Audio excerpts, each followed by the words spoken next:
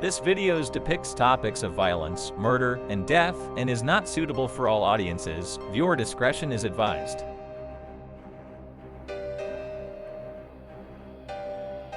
Thomas Aquinas was born in 1225 in Roccasecca, near Aquino, in the Kingdom of Sicily, now Italy. He was born to a wealthy family and influential one. His father, Landulf of Aquino, was a count, and his mother, Theodora, came from a noble family in Naples. At the age of 5, Thomas was sent to the Benedictine Abbey of Monte Cassino to receive his initial education, as his family intended for him to join the abbey as a monk. In 1239, following the political conflicts between Emperor Frederick II and the papacy, Thomas left Monte Cassino and enrolled in the University of Naples. Here he was exposed to Aristotle's works, which profoundly shaped his later philosophy. During his time in Naples, Thomas came into contact with the order of preachers, the Dominicans, a Mendicant order focused on teaching and preaching.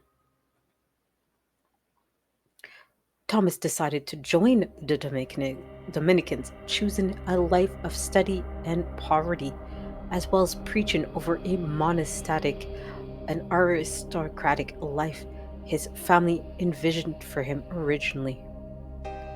Alarmed by his decision, Thomas's family attempted to dissuade him. His brothers captured him and confined him to the family castle for nearly a year.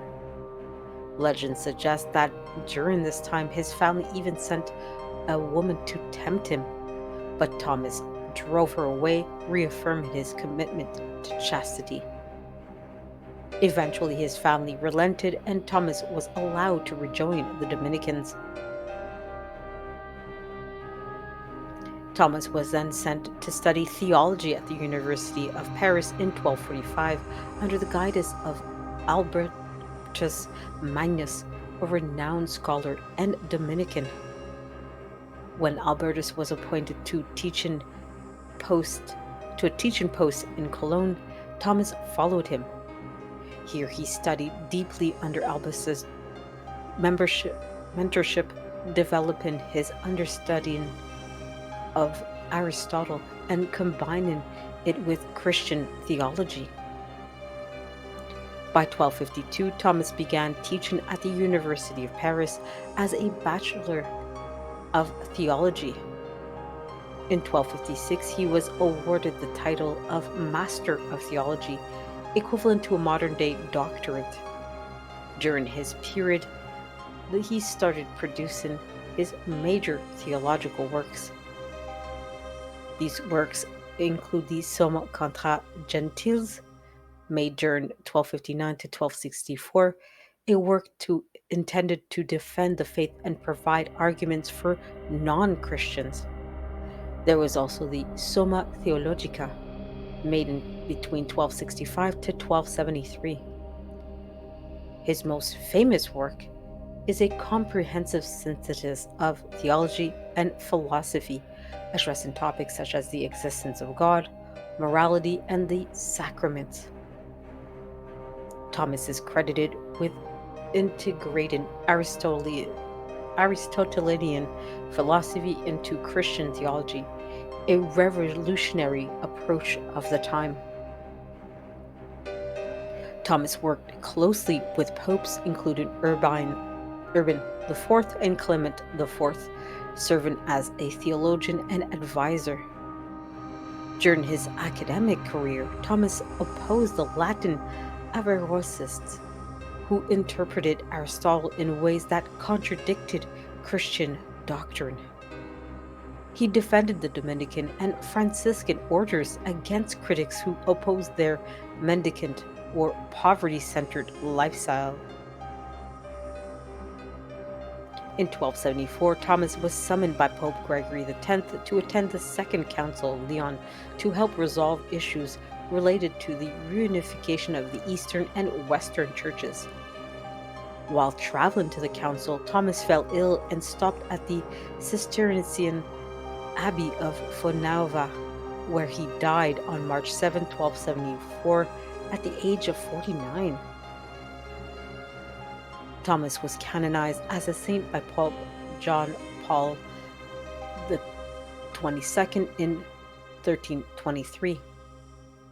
In 1567, Pope Pius V declared him a doctor of the Church for his immense contributions to theology and philosophy. His feast day is celebrated on January 28th in the Roman Catholic Church.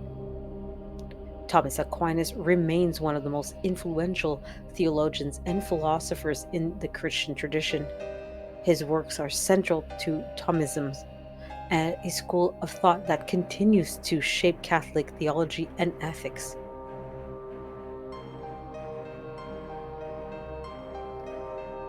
Key themes in Thomas's thoughts include the fact that Thomas argued that faith and reason are compatible, with reason serving as a tool to understand divine truth.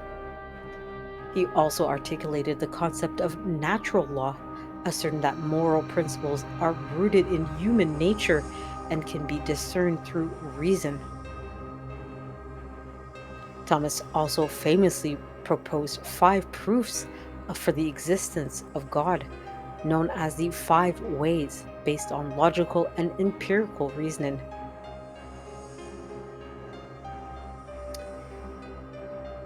His works were highly influential during the Council of Trent, which occurred in 1545 to 1563, particularly in shaping the Church's response to the Protestant Reformation. In the 19th century, Pope Leo XIII revived interest in Thomism, making Thomas's philosophy the foundation of the Catholic education. Thomas is the patron saint of Catholic universities, schools, and students.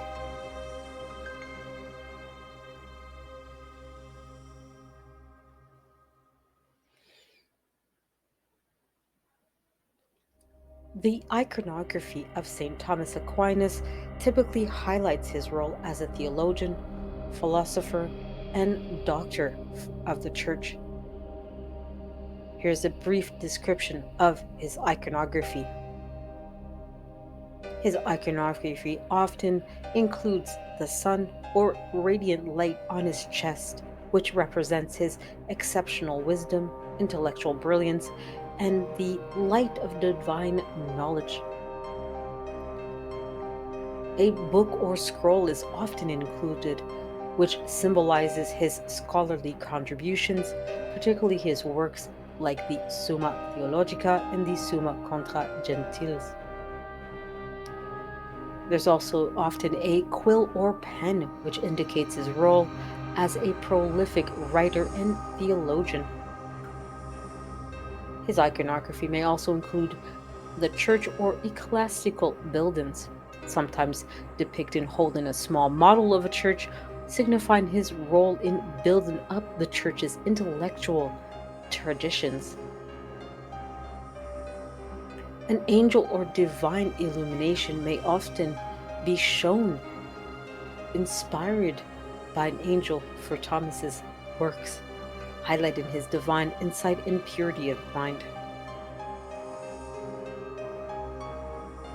A dove also may be present, as it symbolizes the Holy Spirit, and often shown whispering into his ear, symbolizing divine guidance. A Eucharist or monstrance also reflects his deep devotion to the sacrament of the Eucharist and his theological writings on the real presence of Christ in the Eucharist. Finally, a belt of chastity may be included in the iconography, as it is a reference to his legendary defense of chastity, sometimes being given to him by angels. Key themes shown in his iconography include the triumph of theology, In many depictions, this emphasizes Thomas's mastery of theology and his role in defending Christian doctrine. This often is shown with him trampling heretical figures, symbolizing his victory over erroneous teaching. Other themes include the vision of a crucifix. This is a recurrent theme in his iconography, which shows Thomas kneeling before a crucifix, which miraculously speaks to him, affirming the divine approval of his writings. Heavenly illumination also may be shown. Paintings often depict a ray of light shining down from heaven onto Thomas, representing divine wisdom and revelation. Works also may depict scenes of teaching and writing. Many works frequently show him seated in a seated posture, teaching students or writing at a desk, emphasizing his identity as a scholar and a teacher. Finally, many works showed scenes of adoration of the Eucharist. These works depict him in prayer before the Eucharist, showcasing his profound theological devotion to the sacrament.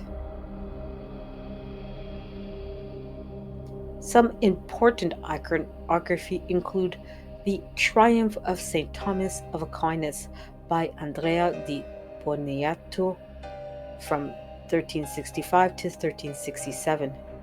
This work is found in the Spanish chapel at the Santa Maria Novella in Florence. This fresco shows Thomas seated on a throne, surrounded by the virtues. The evangelists and philosophers like Aristotle and Plato illustrating his synthesis of faith and reason. Beneath him are heretical figures symbolizing his triumph over false doctrines. There's also the work of St. Thomas Aquinas by Carlo Crivelli, a 15th century work. This is found in the National Gallery in London. Thomas is shown in this work with a radiant sun on his chest, holding a book. The image emphasizes his intellectual enlightenment and divine inspiration. Another work showing St. Thomas's iconography is St. Thomas Aquinas in Glory by Francisco de Zurbarán, a 1631 work. This is found in the Museum of Fine Arts in Seville. This painting features Thomas in celestial glory, surrounded by angels. The Eucharist is prominently displayed, reflecting his theological focus on the sacrament. Another important work is the Apotheosis of St. Thomas Aquinas by Bonozzo Gozzoli, a 1471 work. It is found currently at the Louvre Museum in Paris. Thomas is depicted here in heaven, surrounded by angels and saints, receiving divine revelation. His writings are prominently displayed as a source of knowledge for the Church.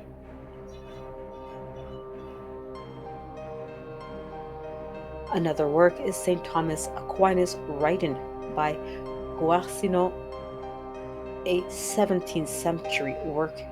It is found at the Vatican Museums in Rome. Thomas is shown writing at a desk while an angel whispers in his ear. The scene emphasizes divine inspiration in his scholarly pursuits. There's also the Glory of St. Thomas Aquinas by Giovanni Battista Tiepolo, made in 1743. It is found in the Church of St. Dominica and Sixtus in Rome. Here we find a dramatic Baroque fresco showing Thomas being illuminated by divine light from above, surrounded by allegorical figures of virtues and theologians. Finally, we have St. Thomas Aquinas and the Allegory of the Eucharist by Peter Paul Rubens, made in 1626. This is found in the Musée des Beaux-Arts in Lyon. Thomas here is depicted adoring the Eucharist with cherubs and heavenly light, emphasizing his theological focus on the sacraments.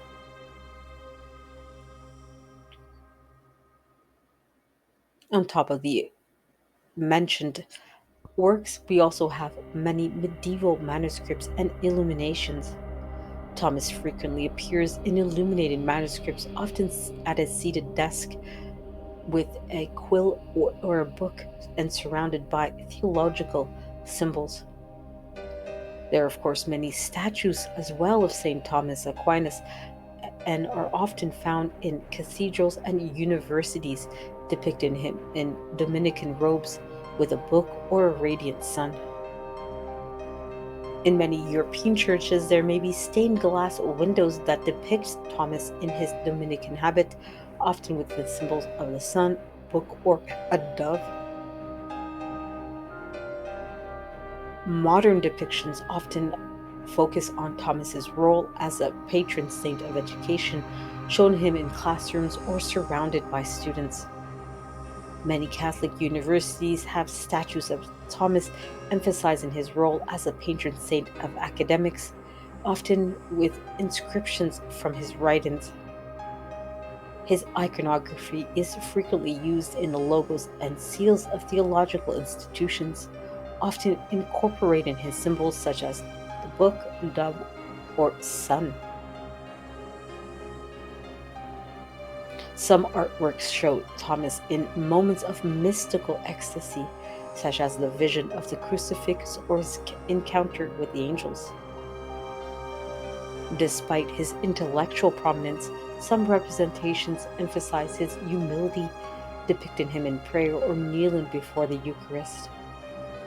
In allegorical works, Thomas is often paired with figures like wisdom, theology, and the church, illustrating his intellectual contributions.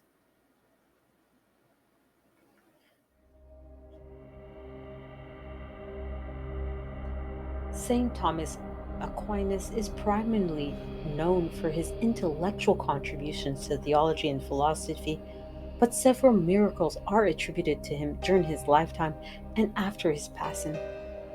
These miracles are recorded in various historical sources and played a role in his canonization by Pope John the 22nd in 1323. The miracle of the crucifix speaking to him in 1273 in the Church of St. Dominic in Naples. There were many friars and students who witnessed this occurrence. Shortly before he stopped writing, Thomas was praying before the crucifix when a voice came from him and said, "You have been writing well of me, Thomas. What reward would you have?" Thomas, deeply moved, is said to have responded, "Nothing but you, Lord." After this experience, Thomas ceased writing his Summa Theologica, stating that everything he had written seemed like straw in comparison to the divine vision he had received.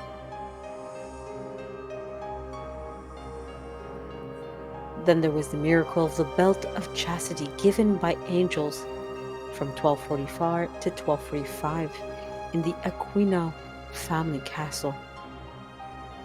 While being held captive by his family, Thomas's brothers attempted to dissuade him from his religious path by sending a woman to seduce him. Thomas drove her away and prayed frequently for purity. That night, two angels appeared, tied a mystical cord around his waist, and told him that he would never again be tempted by lust. This event became known as the miracle of the angelical girdle, the Siculum Angelicum, and Dominican traditions holds that he remained free from carnal temptations for the rest of his life. Another important miracle during his life was the miracle of the levitation during prayer. This occurred at various times during his life, including in Naples, Paris, and Orvieto. Thomas was frequently observed levitating while in deep prayer. One such event reportedly took place in Naples when he was seen floating above the ground while praying before the Blessed Sacrament. On another occasion in Paris, his fellow friars saw him in ecstatic prayer lifted several inches from the ground. These experiences were interpreted as divine favor and mystical union with God. After his passing, the miracles didn't stop. One example is the healing of a woman who was paralyzed in her arm in 1274, shortly after his passing, in Fossanova Abbey in Italy.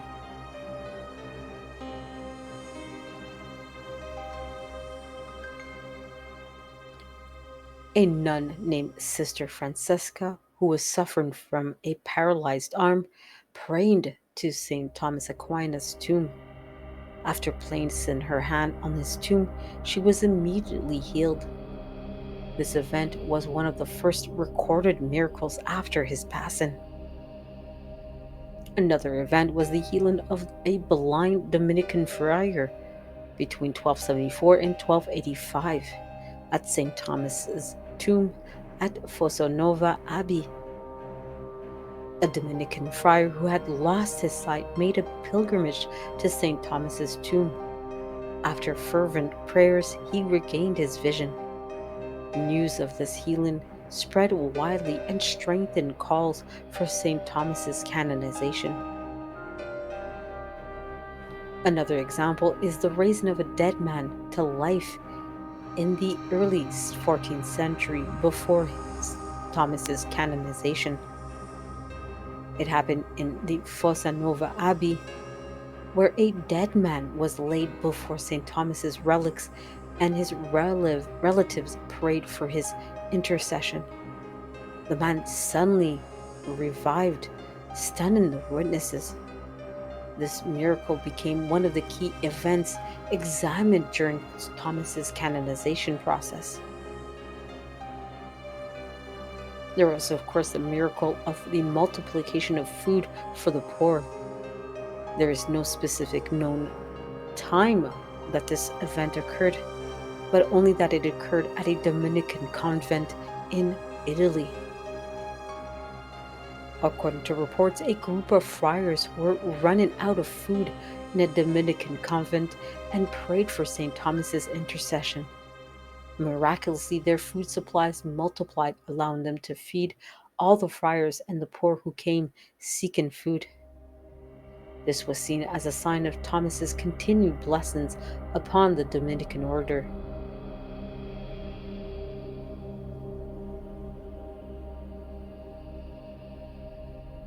These miracles of St. Thomas Aquinas reflect both his intellectual and spiritual greatness. His visitations, levitations, and posthumous healings demonstrate his close union with God, while his theological contributions continue to shape Christian doctrine.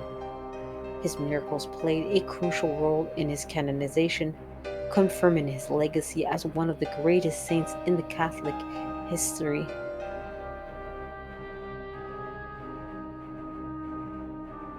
St. Thomas Aquinas was widely venerated after his passing in 1274, but the formal process of his canonization took several decades. The Dominican order, recognizing his holiness and theological contributions, advocated for his recognition as a saint. However, because of the rigorous nature of medieval canonization process, the Church required extensive documentation on his life, virtues, and miracles. St. Thomas passed away on March 7th, 1274, at the Fossanova Abbey in Italy. Almost immediately after his death, Pilgrims began visiting his tomb, and reports of miracles started emerging. By the late 13th century, Dominican officials began compiling records of his holiness and miraculous deeds.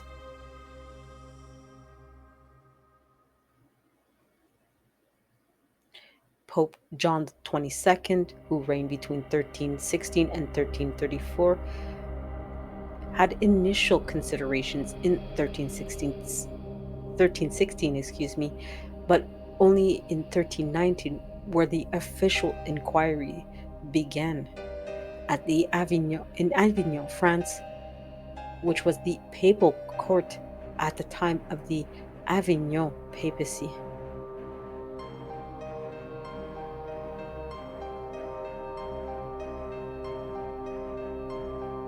A team of papal investigators traveled to Naples and Fossa Nova, where Thomas had been spent his final years. Many witnesses testified regarding his sanctity, personal character, and theological contributions. During the examinations as well, they looked at the miracles and documented them, including healings and resurrections attributed to his intercession. His body was also exhumed.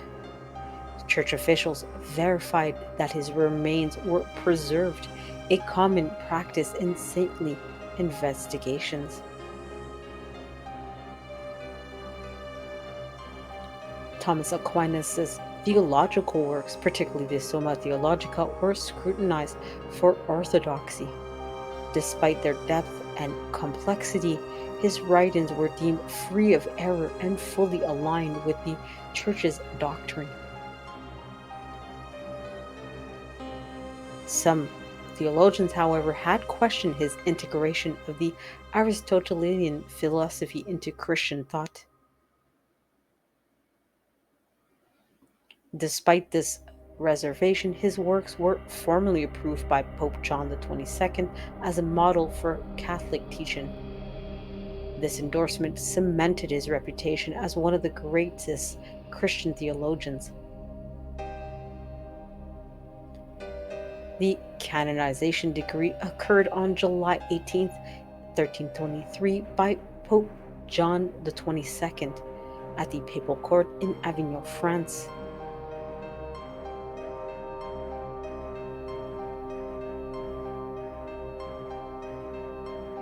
The official decree highlighted his scholarly brilliance, personal holiness, and miraculous intercession. The Pope referred to Thomas as the light of the Church and praised his defense of Catholic doctrine. The Church originally assigned March 7th as his feast day, but it was later moved to January 28th, which to this date remains where the date that his remains were transferred to Toulouse. His canonization now meant that Thomas Aquinas could now be venerated across Christendom. Celebrations were held in Italy, France, and throughout Europe, especially in Dominican churches.